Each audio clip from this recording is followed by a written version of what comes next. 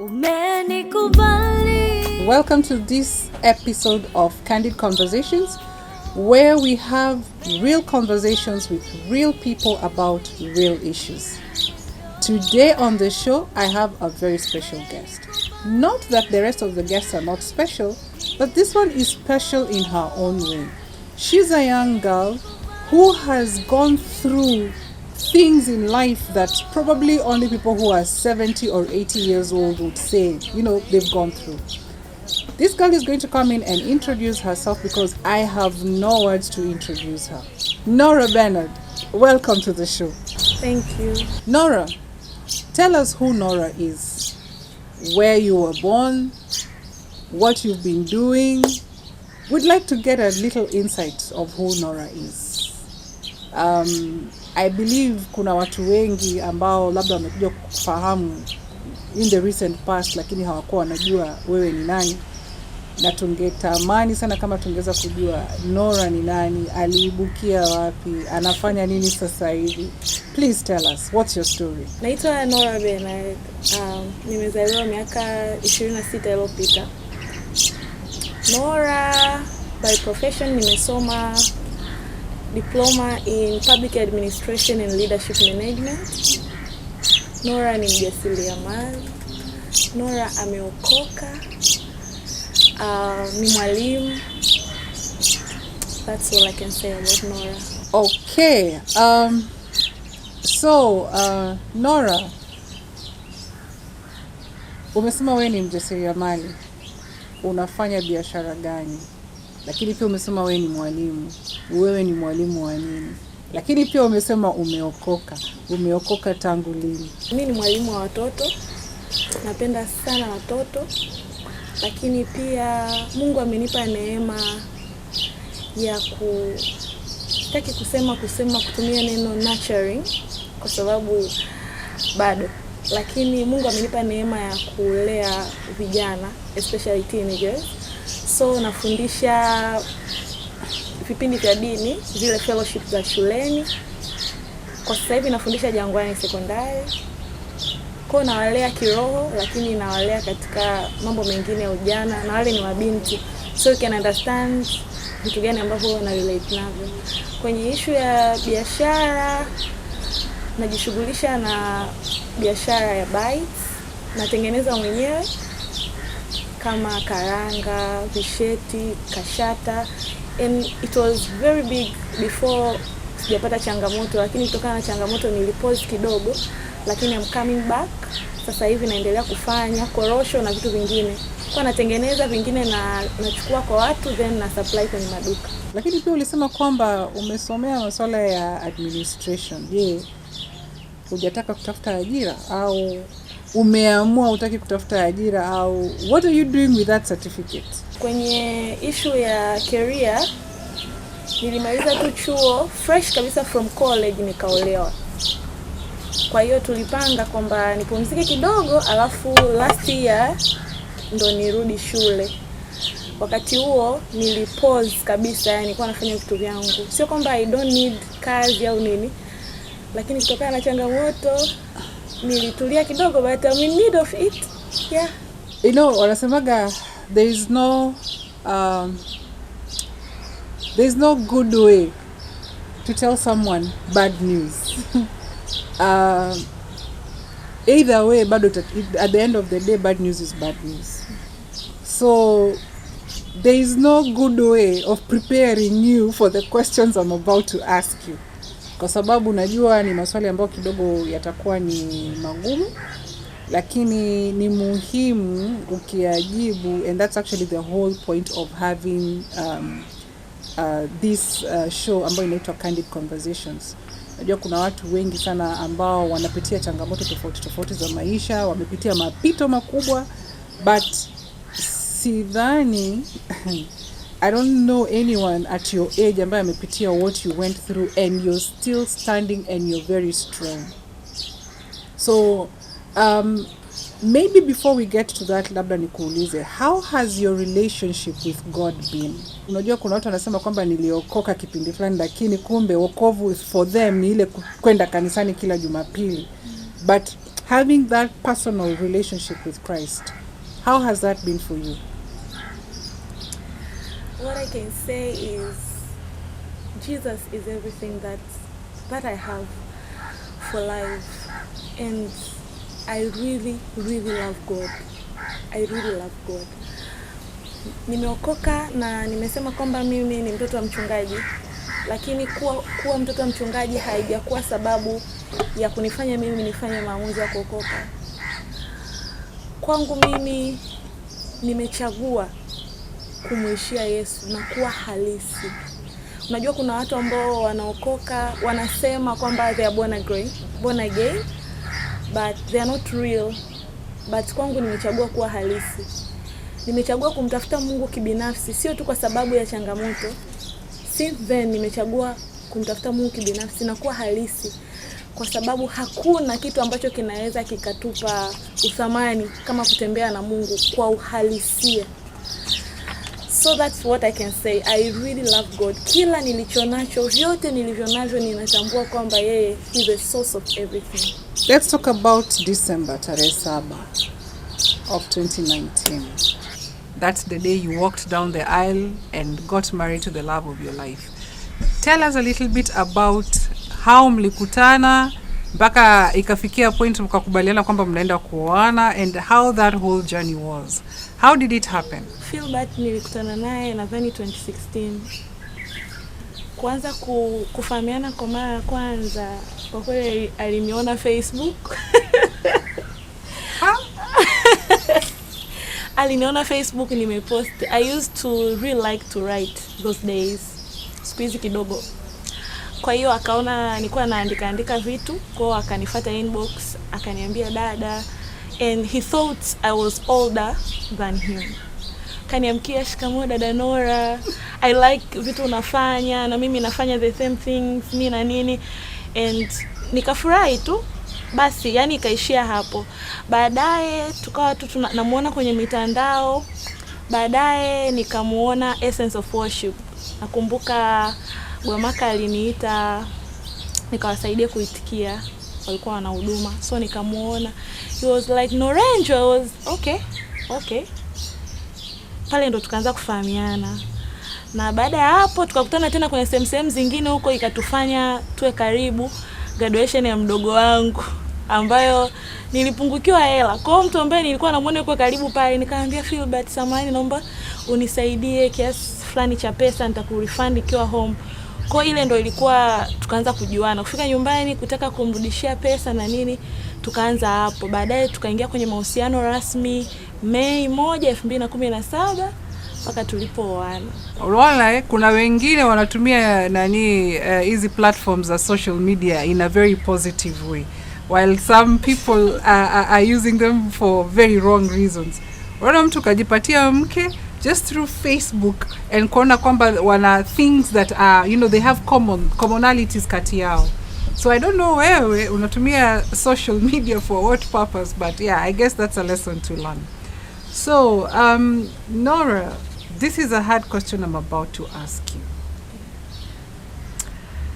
You got married on 7th of December 2019. And then 3 months down the line, you got a phone call that changed your life. Tell us kuhusu hiyo. That phone call, what really happened? Nakumbuka ilikuwa ni tarehe 21 March, kwa ni Jumapili. Nimetoka kanisani vizuri na furaha kabisa, and nilikuwa nafahamu kwamba mume wangu ameenda kikazi Tanga. Philbert was a mechanical engineer. Kwa alikuwa anafanya kazi TRC, Tanzania Corporation Railway. Kwa hiyo nilikuwa na furaha and we were chatting, I miss you. Mpaka ikafika jioni akaniambia sasa we are done with the work huku Korogwe and tomorrow we are about to come back. So please my dear wife, stay at home. And as a young couple, ndo achanga, a man amekuwa mbali for a while and you're excited like I'm going to meet my man. I'm so excited. And actually I was very excited. So akasema don't go anywhere, just wait at home, usitoke kesho, nakuja anytime, sikwambia I'm going to surprise you. So nikasema okay. Nakumbuka I plaited my hair very well. Nilinunua a new dress just to surprise him kwa sababu birthday yake ilikuwa inakaribia. So and he was a classic man. Kwa nikasema akirudi anikute nimependeza nini. So usiku wa saa 2 nikawa na chat naye vizuri, tuna chat. Nothing was real in that conversation, just like I miss you my wife, I love you, just reminding about the days tumeanza kuwa karibu na nini. And ghafla ikakat chat. Nikajua kwamba labda umepita sehemu ambayo haina mtandao. Kwa hiyo nika relax. I was very happy, and there is a song ambayo niliamini Roho Mtakatifu alinipa. Nilikuwa naimba na furaha, nikaomba, nikalala. Course ikafika saa 5 nikaanza kupigiwa simu na rafiki zake ambao anafanya nao kazi. Lakini wakawa hawaongei kitu serious. Norah, how are you doing? Uko wapi? Niko home mwenyewe. Uko na nani? Niko mwenyewe. Okay. And sikuwa nawaza kama kuna chochote. Kumbe ndo ule muda ambao simu imekatika ndo ajali ilitokea around saa 2 saa 3, and saa 5 Philbert alikuwa amefariki hospitali. Kwa hiyo they were trying kutafuta mtu wa karibu ampe information, lakini wakakosa. Wakaenda mpaka kanisani, walinzi wakawazingua kidogo. Lakini pia in every document kazini alikuwa ameandika my numbers. Kwenye ndugu my numbers. Vyote, yani hakuna mtu ambaye alimweka reserve. Kwa hiyo nilipoamka saa 9 hivi au saa 10 kasoro, nimeamka so that kawaida tunaamka tunamshukuru Mungu. Yani I was just waking up and found my phone was calling. Kuangalia nikamkuta namba ngeni, nikapokea. Habari nzuri, wewe ni Norah? Ndio. And he went straight to the point. Akaniambia mimi ni afisa mawasiliano wa TRC, kitu kama hicho. Akaniambia unajua mume wako yuko Tanga? Yes. Akaniambia ndio. Kuna ajali imetokea jana ya treni na hicho kiberenge ambacho walikuwa wamepanda. Kwa hiyo wafanyakazi wote ambao walikuwa kwenye ile kiberenge wamefariki, include your husband Engineer Philbert Kajuna. That was hivyo. Yani aliniambia straight to the point hivyo. Nikamwambia serious? Kaambia kwa hiyo usitoke nyumbani, tutakuja baadaye hapo nyumbani tukuone na nini na nini. Kwa ilikuwa namna hiyo. Yeah. How do you recover from that?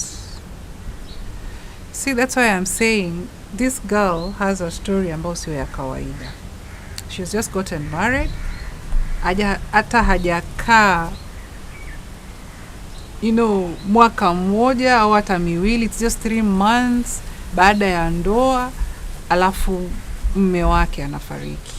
And then bahati mbaya au nzuri sijui niseme, the husband had yani ndio alikuwa ametumia namba zake yeye kama yeye as the next of kin. So that taarifa isingeenda kwa mtu mwingine yeyote isipokuwa, yani she was the first recipient of this information.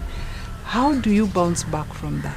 Lakini Norah, pia ulisema kwamba kuna wimbo Roho Mtakatifu alikupa, and you started singing this song and you slept after that, ukiwa na furaha tu, ukiwa na amani.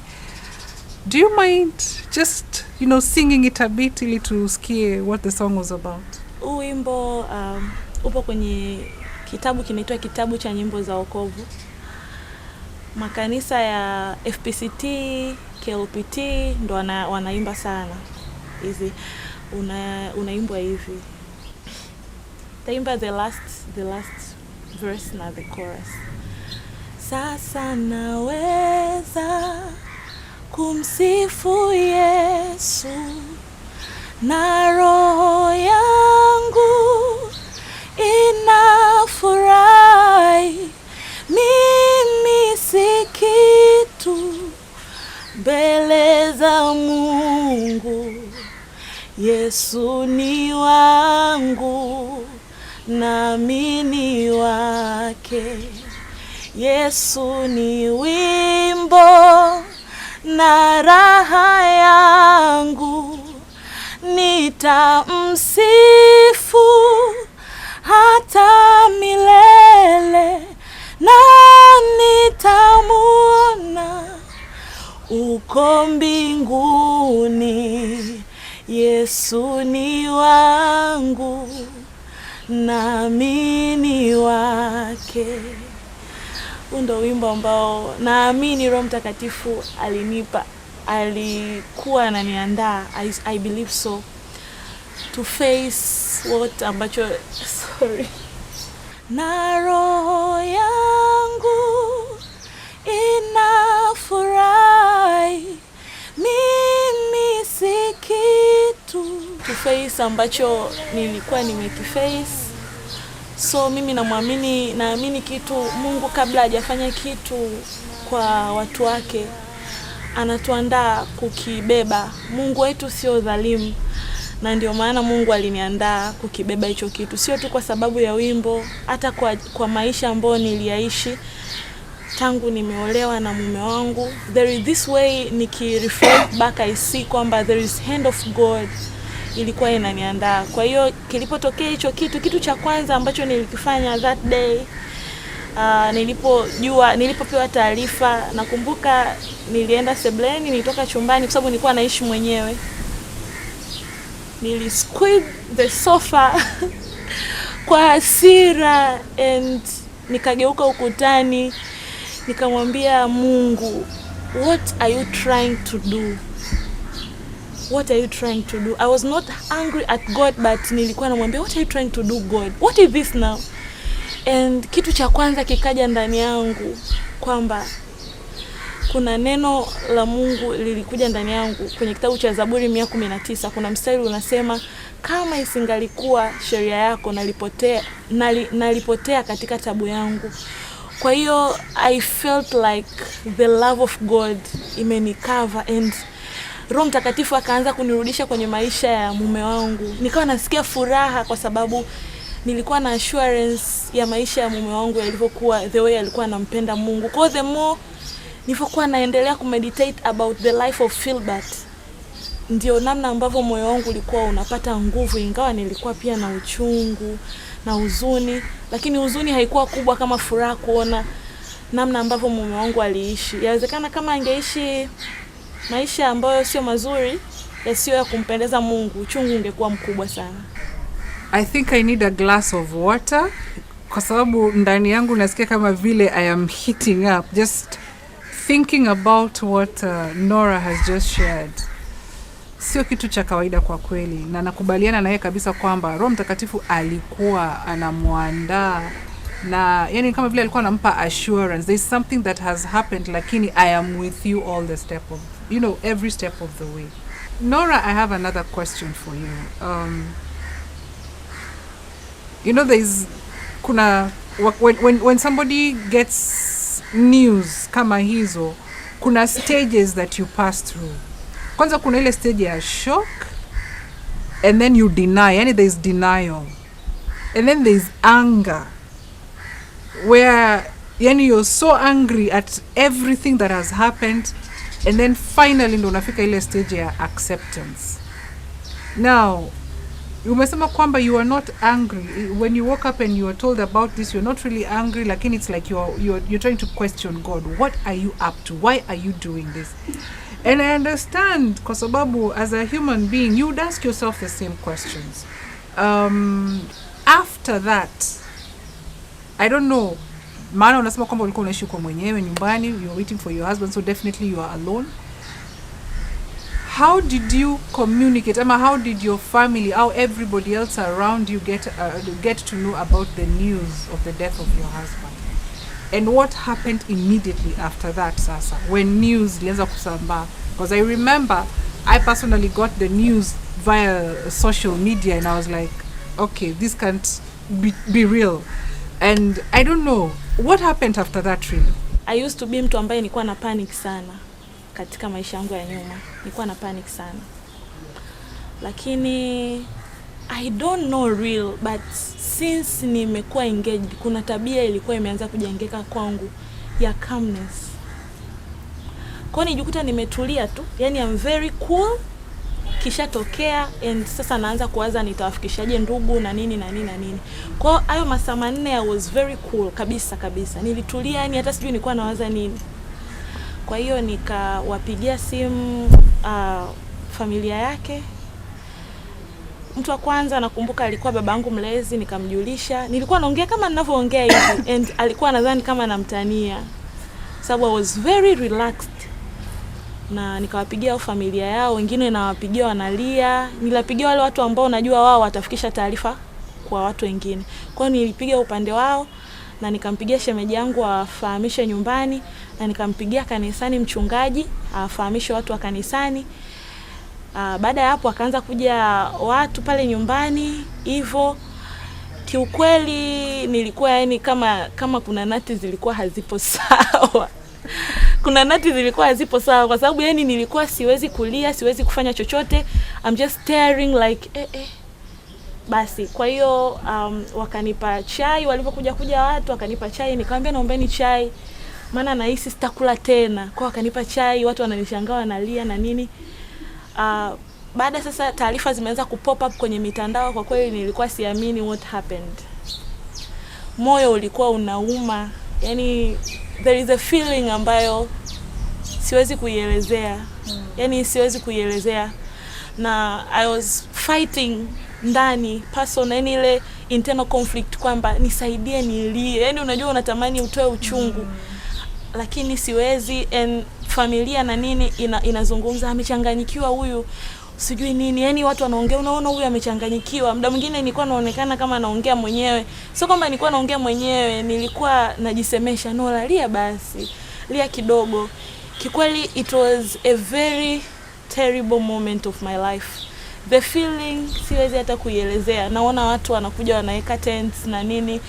Ndio kweli mume wangu amefariki. You look at our room, you look at the things ambavyo tuko navyo, ni kweli feel better amefariki. Picha zetu ndio hivyo. Kwa hiyo it was terrible. Siwezi hata kuelezea that feeling. Yani kwa nasikia maumivu ambayo sijawahi kuyasikia tangu nizaliwe kiukweli. Waise pole sana. I think kwenye changamoto kama hizo, that's when you get to know who your real friends are, your close, those people who are close to you and all.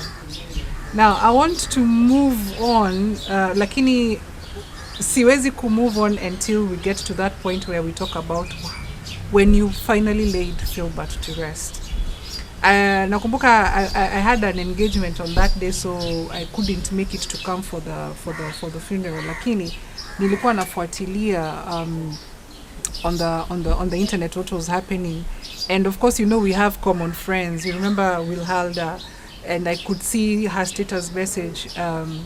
She had posted when you were singing, and I was like, wait, this girl actually sang at her husband's funeral. Where did you get that strength, Norah? And okay, what song was that? Okay, what was really going on in your head when all that was happening? Please, I have always asked myself this question, and one day I'm going to ask you, how did you manage to pull that off? Because you are singing, you're strong kabisa, but people all around you are crying, but wewe umesimama uko poa. How did that happen really? Niseme kitu kwamba mimi ni mwanadamu kama wanadamu wengine. Nina moyo, nina damu, ninaumia, ninalia, ninachukia, ninafurahi. I'm not an angel, sababu watu walikuwa wananishangaa sana. Lakini what we know, Mungu anatutia nguvu pale ambapo tunamhitaji. Biblia inasema yeye ni msaada wetu uonekanao tele, the abundance ipo katika tukimkimbilia yeye. What happened that day? Nakumbuka tulienda kwanza Lugalo, ndo mara ya kwanza kumuona. Pale waliaga kiserikali. Nakumbuka there is this feeling ambayo nilipata Lugalo, ambayo mpaka leo sielewi nini kilitokea. I felt like kama mama anataka kuzaa. Sijawahi kuzaa, lakini I felt like kama anataka kudeliver mtoto. nilifungwa tumbo kuanzia msiba unatokea, lakini that day nikasema bwana nimechoka. Nimechoka, naomba mnifungue. Kwa hiyo nilikaa pale, nilisikia that pain. Yaani kama kuna kitu kinataka kutoka. Mungu wangu, what's real going on? Nililia sana Lugalo. Yaani sana, nililia sana mpaka ilibidi nisipande hata gari ambalo ndo lilibeba maiti, nikabidi nipandishwe gari lingine na mama. Kitu ambacho kilinifanya niimbe wakati nakuja kanisani pale, nikawa najiuliza sasa nimelia sana, nasikia uchungu, then what? Nikawa najifikiria, nikasema maisha yetu sisi hakuna ambaye atadumu hapa duniani. Lakini anything we do, Biblia inasema in 1 Corinthians kwamba chochote tukifanyacho, hata mlapo fanyeni kwa ajili ya utukufu wa Mungu. So I said in myself kwamba today I want to glorify God. And today you devil ambaye umenifanya ni feel pain, nilie, yani nililia mpaka nilimliza mama yangu, nililiza watu wangu wote, nililiza wafanyakazi wenzake Philbert walipokuwa wanaelezea ile story, na aliyefariki sijui nani hapa alikuwa mdogo sijui nini. Nikasema today I want to make you devil shame. So tulipofika pale nikakaa, relax. Mara nyingi nilikuwa very cool kwenye msiba. Ilikuwa ni very rare kunikuta naongea. Yaani nilikuwa tu nimetulia hivi. So I was asking myself, Norah, so what are you going to do? Nikamwambia Mungu, what do you want me to do? This is the last day of Philbert. What do you want me to do? Ndani yangu nikajisikia kitu kwamba siku ya harusi yetu tuliimba wimbo na mume wangu. Na hatukuimba tu kama for fun, lakini tuliimba kwa kumaanisha, kwa sababu ya safari ambayo tumekuwa nayo mpaka kuoana. Mahusiano yetu yalikuwa na changamoto nyingi, na tulikutana tulipokuwa very down. Nimekutana Philbert akiwa anaishi, analala kanisani, store ya kanisani. So you can imagine mahusiano yetu yalikuwaje akiwa mwanafunzi mpaka tunaoana. Kwa vitu vingi vilikuwa vina run in my head. Nikasema I have to glorify God. So nikamwambia tu Dr. Sokile, I want to say something. Hakujua kama nataka kuimba. Kwa akanikaribisha, akaniambia can you manage? Nikamwambia yes I can. Na nikamwambia Roho Mtakatifu, give me strength. Sitaki kushake, sitaki kulia, sitaki kunini. So nikafika pale nikaongea and nikasema I want to sing. Ndo nikaimba mwimbo ambao nimeuimba pale mwanzoni na wimbo mwingine ambao niliimba kwenye harusi, hakuna jambo Yesu siloweza, hilo najua. Wakati na wimbo ule wimbo nilikuwa na confess ndani yangu kwamba Norah, no matter what's going on right now, you are victorious. Ule wimbo ni kama healing ilianza pale kwangu. Nilipokuwa naimba ule wimbo nilikuwa nasikia kama mzigo unatoka. Na sikuwa naimba tu for fun watu waone, lakini naamini Mungu alianzisha healing pale. Kwa the more I sang that song, the healing ikawa inaingia. Norah, there is nothing that the Lord can't do. Norah, you're going to be married again. Norah, you're going to live. Norah, you're going 1 2 3 4 5. So mwishoni nikasema hapa naunga, watu lazima waokoke. Kwa hiyo nikasema wanaotaka kuokoka watoke mbele. Kutokana na maisha ambayo ameishi mume wangu sio nini, tusilie, tumtukuze Mungu. Mwenzetu amemaliza kazi. I'm so sure about the Philbert's life.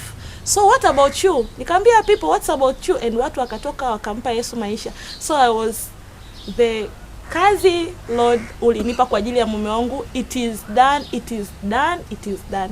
So nikamtukuza Mungu, and from that day, from that moment nimetoka kuimba pale mbele. This peace of God iliingia ndani yangu. Neno lake linasema amani yangu nimewapa, amani yangu nimewaachieni. Amani ninawapa sio kama ya dunia hii.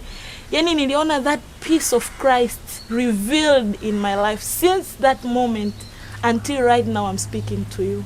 Yes. Wow. And you can see it for yourself. Sio kwamba anaiga. You can see it for yourself. Even the way she's speaking, she is strong, she is courageous, and she's been smiling all through. You know, even though namuuliza maswali magumu sana, lakini bado anaendelea tu kutabasamu. Yani kabisa unaona, God has covered her with some kind of glory ambayo sio ya kawaida. And the grace of God is really, really, really resting upon this young lady. So, I don't know what you're going through. Lakini kuna kitu amekisema that ties in with the conversation we were having last week with Dr. Ipiana. Alivyosema kwamba chochote unachokifanya, do it as unto God. Norah has also mentioned the same thing. I think this is a clue to someone kwamba you need to stop seeing whatever you're doing kama kazi. You need to stop seeing situation ulionayo kama vile ni, why me? And instead accept it the way it is and just honor God. And, love him just the way you are and in whatever situation you're going through. Norah, that's a very powerful, testimony, and I can actually see it. Later on, you did something else, and that is where, litamani kabisa nije nikuone in person, because I really didn't believe you're real. And I've always watched you from a distance, because I've seen you come to our church once or twice. Wakati Essence of Worship walikuwa wanakujaga pale, sometimes wakija perform when Dr. Ipiana is performing. And I have seen you a couple of times from a distance. I just used to see this tall, slender lady, and I'm like, okay, I wish I was that tiny. But anyway, story for another day. Now, when this happened, I was like, with her slenderness, with her tiny self, how is she going to pull through this? And what I have seen from your life, ni kwamba, it's not about, the size of your body, but it's the size of the power of God that is inside of you that makes a difference. And it is really evident kwa maisha yako. Now, you have laid your beloved husband to rest. But life has to go on. Kuna vitu ambavyo alikuwa ameanza kuvifanya ambavyo alikuwa hajafanikisha. Na najua nakumbuka kimoja wapo ni alikuwa ameanza kuandika kitabu, and it hadn't been published yet. But you later on published this book, and I'm glad I was there for the launch of this book ambayo ilifanyika tarehe 7 mwezi wa 7 mwaka jana, that is 2020. Ilikuwa siku ya 7/7. But there is one thing you said somewhere along the way that mpaka leo hii sijaelewa why you said it. Before we get to the book, I would want you to clarify this. Why did you say kwamba wewe sio mjane? Mara zote nimekuwa nikisema hicho kitu kwamba mimi sio mjane. Nikimaanisha kwamba iko siku nitaolewa tena, iko siku nitakuwa mama tena, iko siku nitakuwa na familia tena, maisha yataendelea kama kawaida. Kwa mjane biblically wameanza kuhesabiwa wakiwa 60 plus huko. Paulo alizungumza na Timotheo hilo jambo, lakini kiuhalisia na mimi vile ambavyo nimepitia, ujane sio mtu, ujane ni hali ile kuondokewa na mpendwa wako. Kwa sababu kuna watu walikuwa wanasema, wanaongea, wewe usilie, sio nini, wewe sio mjane. Unajua wajane wanahesabiwa kuanzia miaka 60. Jamani, ujane it's not about the age. Ni hali ile kuondokewa na mpendwa wako, au ameondoka, mmekuwa na mwezi, mmekuwa na siku, mmekuwa na miaka, ule upweke uliobakia pale, that we call ujane. Kwa hiyo mimi I went against that principle, kwa maana ya kwangu mimi kibinafsi kuikataa. Sikutaka initawale, sikutaka inijengee mtazamo hasi ya kwamba maisha yameisha baada ya Philbert. Kuna this statement I used to say kwamba Philbert came akanikuta na Mungu. Alipoingia tukazidi kumtafuta Mungu na Mungu kujaa zaidi. Hajaenda na Mungu, ameniacha na Mungu wangu. Kwa hiyo it's just a sign kwamba life has to move on. Na sijui kwa nini watu wanapenda mimi yatima, mimi mjane. Of course it's okay, but I add anything in life. Unajua dada Liz, kama kitu ukikiweka mbele sana, ukakizungumza sana, ukakijazia information sana, kinakuwa part of your life. So I decided to go against that principle, kwamba I will one day kuwa mama. Sitaki kujilea ile mimi mjane, kwa hiyo nionewe huruma na watu. Kuna maisha najua watu wali expect niishe, niiname, usipendeze, uwe mtu wa majonzi. That's why I'm smiling today. once you accept the situation, kitu kinachofuata baada ya accepting ni kuanza kuact upon kitu ambacho umekifanyia maamuzi ya kukiaccept. Kwa hiyo niliamua kukana, yani kuanzia kwa maneno yangu, kwa matendo yangu, kwamba hichi kitu kisinitawale, kwa sababu Philbert alinipenda sana. Yani watu wengi walikuwa wanaogopa kwamba Norah itakuaje, kwa sababu Philbert alimpenda sana. Mamangu alikuwa ananiambia, sasa itakuaje? Hivi kuna mwanaume anaweza kuwa kama Philbert in your life? Watu ambao wanamfahamu, they can testify that man was really, really humble in a way ambayo until today I'm praying to God. Yani namdai Mungu, namwambia I need the man next double portion ya Philbert. Kwa hiyo hata mimi ilikuwa inaniogopesha, like kuna watu kama Philbert kweli? Kwa nikasema no, God is able. Mawazo yanayotuwazia ni mazuri. So nikajitia tu ujasiri na kukana kwamba mimi sio mjane. Hii hali isinitawale. Sitaki kuonea huruma, sitaki kujitembeza nikiwa na inama chini. Yani I'm more than conqueror. Yani always that is my language until today, and that's why I'm here. Yeah. We shouldn't allow labels. So basically what I've heard from her ni kwamba we should not allow labels to control our lives. Yani they are just labels. Doesn't matter whether you're single, for instance. Your being single should not, determine what your future should be like. Usijionee huruma, sina mme, sina watoto, all those things are just labels. Wewe tu ndio unajua. You should decide how you're going to deal with them. So, coming back to you, Norah, let's talk about this book that your beloved husband, had started writing before he left this world. And finally, you managed to actually publish it on 7th of July, 2020. How did you go through this? Ni kwamba alikuwa ameshaandika manuscript yote nzima, ilikuwa imeisha, alikuwa amebakisha tu ile step ya mwisho ya kupublish, or how did the book was already printed, ilikuwa imebakia labda kusambaza copies, or tell me how did you pull this one off?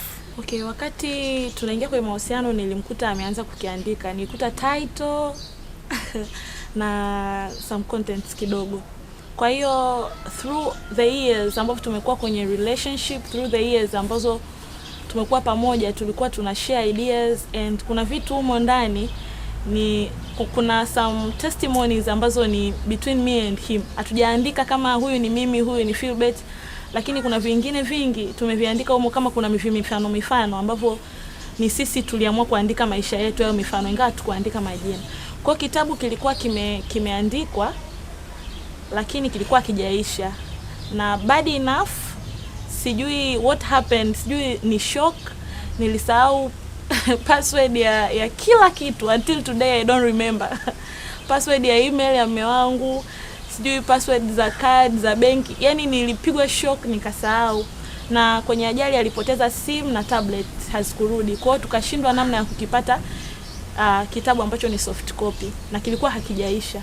Kwa hiyo 2 months after msiba, ili nilazimu nikae chini nijivike vazi la Philbert. Nilianza kuandika kwa mkono mwenyewe vile vitu ambavyo vilikuwa havijaisha kwenye kitabu, kujazia na nini hivyo.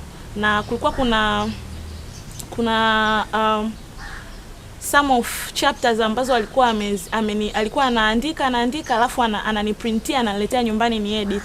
Kwa zile pia zikatusaidia, ingawa zilikuwa chache. Kwa sehemu kubwa, miezi miwili baada ya msiba, kile kipindi cha corona, mimi kazi yangu ilikuwa naamka asubuhi, I'm taking a lot of books with me, sitting on the table, reading and writing, referring to the books ambavyo yeye pia alikuwa amerefer kwenye hichi kitabu.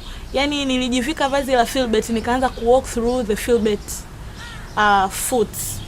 Kwa hiyo nikafanikiwa kuandika hivyo vitu, sehemu ambazo zilikuwa sijamaliziwa nikamalizia.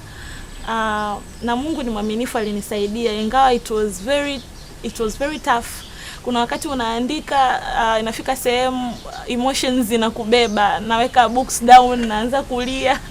Like mbona nateseka, angekuwa mwenyewe angeandika mavitabu yake. Mimi nateseka tu jamani. Baadaye najitia ujasiri. Kwa kama 2 months nilispend kukipitia, kukiandika tena. Baadaye tukakiandika hivyo, tukakitoa na tarehe 7 tukakitoa pale. Namshukuru Mungu. Na nilikuwa napambana kwamba ile tulipanga kwamba hichi kitabu kitoke mwezi wa 7 mwaka jana. Kwa hiyo nilikuwa natembea kwenye kile kitu ambacho yeye alikuwa anatamani. Kwa hiyo ilinibidi nijitie nguvu, nipambane kiishe ili kitoke. Norah, naomba nikuulize swali. Kwa nini ulingangania kumaliza hiki kitabu? The person was already gone. You could have chosen to say that the story is gone, yani chapter ya Philbert in my life has imefungwa sasa. He has died before the book was published, so let me just forget about this whole story. And considering the fact that tunasema kwamba hata manuscript yenyewe ilipotea kwenye laptop yake, so you didn't even have a backup plan, so you had to, ni kama vile ulianza upya kurestructure the entire book. Why did you go through all that hassle? I decided kufanya hivyo kwa sababu kwangu Philbert ni zaidi ya kuwa mume. Philbert ni zawadi ya upendo kwa Mungu kwenye maisha yangu. Naweza kusema Mungu asingeruhusu Philbert awe Philbert, leo asingekuwepo Norah huyu ambaye watu they are proud of kumuona. Kuna vitu vingi sana ambavyo viko behind amevifanya kwenye maisha yangu. Philbert amenipenda. Amelipa gharama ya kunitengeneza kuwa hivi nilivyo leo. Unajua siku ya engagement yetu niliandika kitu kwenye status. Sikuwa mtu sana wa kuposti kwenye mitandao hiyo Insta au Facebook sana. Nilimwambia thank you kwa kuona utukufu ndani ya aibu.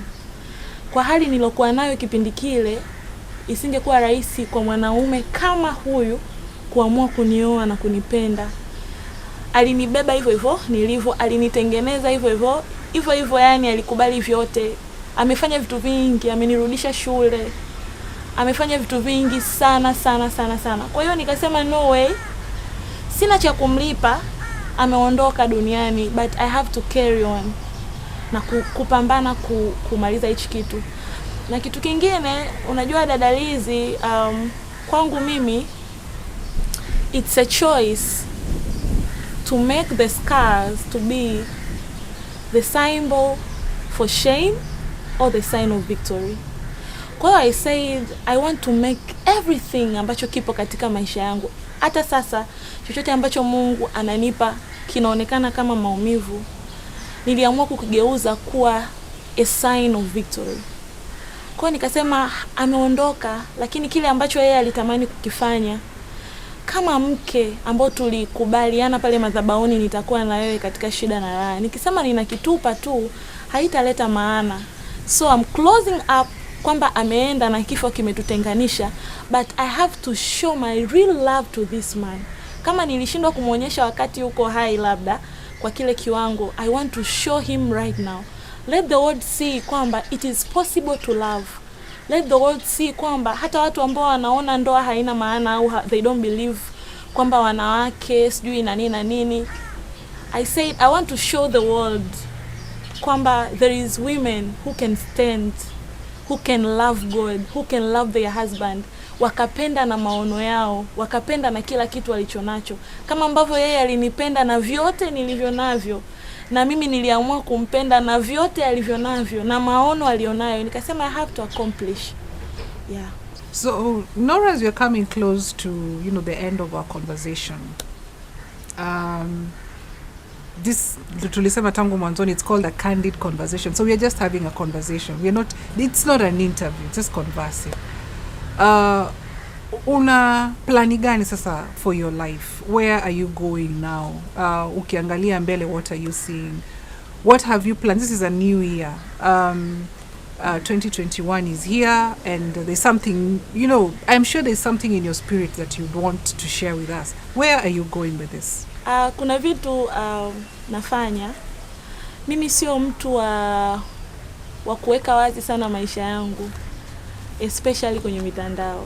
Watu wanatamaningi sana kujua Norah anaishije, anafanya nini. I post vitu ambavyo utaishia tu kusoma, utaelewa, alafu hutajua into details who is Norah. Kuna vitu unafanya na nimevipanga pia kwa mwaka huu kufanya. Pamoja na mume wangu kuna huduma tulianzisha. Alinikuta nimeanza kwa akanisaidia kuiboresha zaidi, inaitwa Divine Hope Ministry. Ndani ya Divine Hope Ministry we deal with wahitaji, hiyo ni one side, lakini pia tunafanya school mission ambao right now ninafanya Jangwani pale. Nafundisha Jangwani, nazungumza nao wote, sio tu kwa wahitaji lakini pia kwa special group of people, kwa sababu Jangwani kuna wanafunzi ambao walemavu wako pale Jangwani. Kwa natumia pia hiyo fursa kwa ajili yao.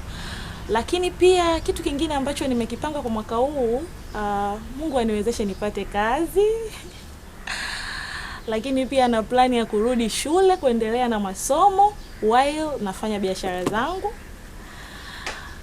Pia nina plani ya kumalizia vitu vingine ambavyo tulikuwa tumevifanya na mume wangu. Tulishakuwa mwili mmoja. Sasa hauna namna, inabidi tu vi accomplish. Kwa kuna vitu ambavyo sijavimaliza. Kuna kitabu kingine cha quotes zake zote ambazo alikuwa anaziandika. Nadhani Mungu akitufanikisha mwaka huu kabla hujaisha tutaki-release. Lakini pia tunatamani kukibadilisha hiki kitabu kuwa kwenye lugha ya Kiingereza. Naamini Mungu atatufanikisha. That's all I can say. Naona una plani nyingi sana. Hiki kitabu cha Philbert cha Ukiwa Bado Kijana kinapatikana wapi? Kwa sasa hivi kinapatikana sehemu 2, sehemu 3. Sehemu ya kwanza House of Wisdom. Duka la House of Wisdom liko Posta. Hichi kitabu kinapatikana, ni very famous bookshop pale, iko Posta, House of Wisdom.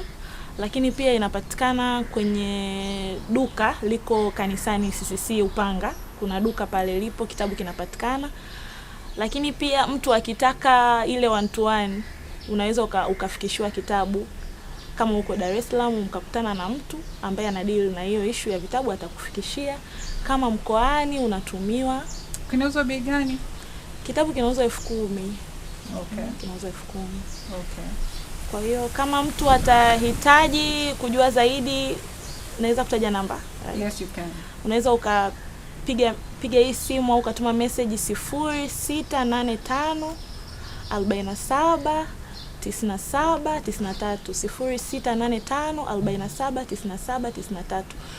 All the time iko on, utauliza popote ulipo kitakufikia.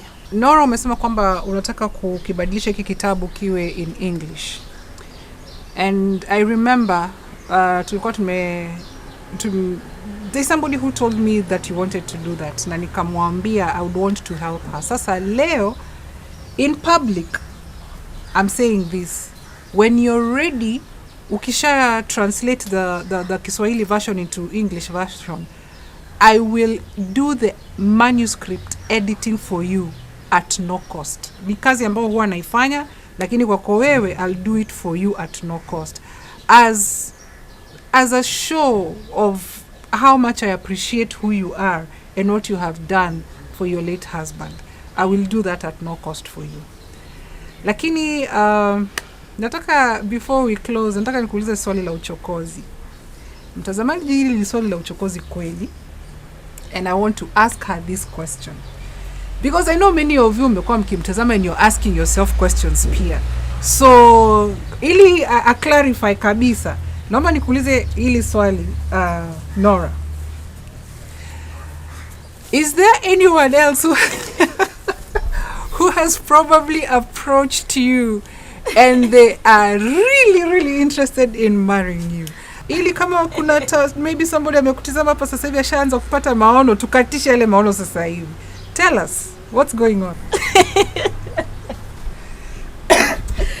I say I'm very single. 10 months, yes. Nimefikisha miezi 10. I'm very single, but nitaolewa. Namwamini Mungu, kuna shujaa mmoja ataamua kuvunja ukimya.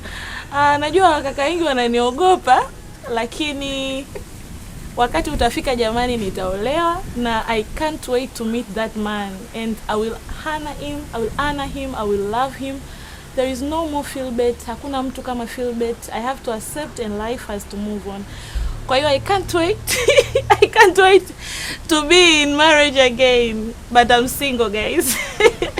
That is for you guys who've been wanting to know, like, you don't have the guts to ask. I've asked the question for you. Now you know the answers. Sasa, Norah, how do they get in touch with you? Hebu kwanza tuambie watakutafutaje kwenye mitandao, labda kwenye Facebook, kwenye Instagram, namba zako za simu ambao wanaweza kukutumia WhatsApp. How do they get in touch with you? I say, naomba nisitaje namba za simu. Maana, okay, Facebook natumia Norah Bernard. Ukisearch utaniona, ingawa siko sana Facebook. Lakini Instagram ndo sana nakuwa active. Ukiandika Norah 95 itatokea. Hata ukiandika Norah Bernard itatokea. Kwa hiyo hapo nadhani tunaweza tukaonana zaidi, tukajifunza, tukatiana moyo, tukainuana, and I love people. Yeah. All right. So there you have it. We've been talking to the lovely lady anaitwa Norah Bernard. Yani, she's just a pillar of strength. This girl amazes me every time ninapomuona. Huwa ananishangaza sana. And kwa kweli namuomba Mungu kama yani anaweza kanipa grace kama alionayo Norah. Of course, sitaki kusema kwamba I would want to pass through her, her path, kwa sababu kila neema inakuja, yani kila story inakuja na neema yake. Singependa kabisa kupitia through her shoes, lakini I admire the person that she is. And as we come to a close, I just want to remind you kwamba this is Candid Conversations, where we talk to people who have real issues, and they are real people, they are not fake. Yani Norah haja kuonyesha ama haja show a side of her that is not real. You've seen she's just being real, and we've had a great conversation. So if you want to follow us, please just check us on the contact details ambazo zinaonekana at the foot of your screen, and you can get in touch with you if you have someone ambaye labda ana story ambayo unajua kabisa this is a good story that we can share with the public, ama somebody who yani they are a hero in their own way na hajawahi kujulikana. Please share the story with us and we can get in touch with them, and we will bring them here and we can continue having this candid conversation just like we had with Norah. Now, I have one last surprise for Norah. She didn't know this is coming, lakini I'm going to swing it her way. So, Norah, you're going to close this show for us by singing the same song that you sang at the funeral of your husband. And that's how we are going to end this show. Hakuna jambo Yesu siloweza, ilo najua. Oh, hakuna jambo Yesu siloweza, ilo najua.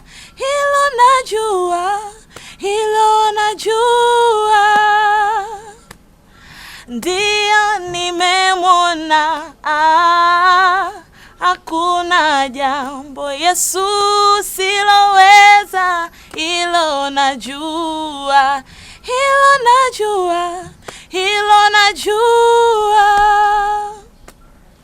Ndio nimemwona, hakuna jambo Yesu siloweza, ilo najua.